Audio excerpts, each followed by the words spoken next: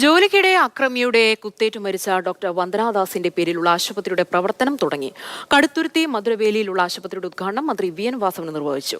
വന്ദനയുടെ പേരിൽ മാതാപിതാക്കൾ തുടങ്ങുന്ന രണ്ടാമത്തെ ആശുപത്രിയാണ് ഇത്.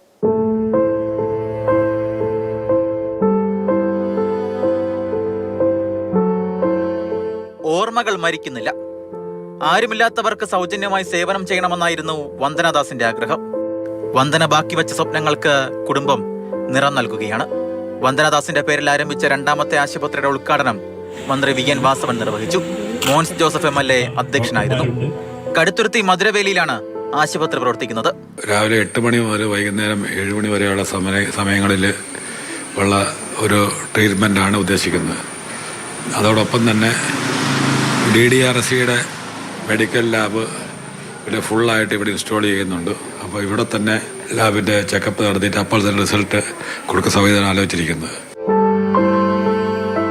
കഴിഞ്ഞ ഒക്ടോബറിൽ ആലപ്പുഴ തൃക്കുന്നപ്പുഴയിലും വന്ദനയുടെ പേരിൽ ആശുപത്രി പ്രവർത്തനം തുടങ്ങിയിരുന്നു. അതിനു പിന്നാലെയാണ് ഇപ്പോൾ സ്വന്തം ജന്മനാട്ടിലും ആശുപത്രി പ്രവർത്തനം ആരംഭിക്കുന്നത്. മുട്ടുചിറയിലെ വന്ദനാദാസിന്റെ വീടിന് സമീപം മറ്റൊരു ആശുപത്രി നിർമ്മിക്കാനും കുടുംബത്തിന് ആഗ്രഹമുണ്ട്.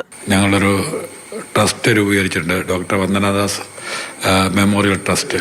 അതിൻ്റെ പ്രവർത്തനങ്ങളൊക്കെ നല്ല രീതിയിൽ നടക്കുകയാണെങ്കിൽ ഇങ്ങനെ ആതുര സേവനത്തിൽ മോളുടെ ആഗ്രഹപ്രകാരം കൂടുതൽ സഹായ സഹകരണങ്ങൾ ചെയ്യുന്നതിനുള്ള ഒരു സാഹചര്യം ഉണ്ടാകുമെന്നാണ് ഞങ്ങൾ പ്രതീക്ഷിക്കുന്നത്.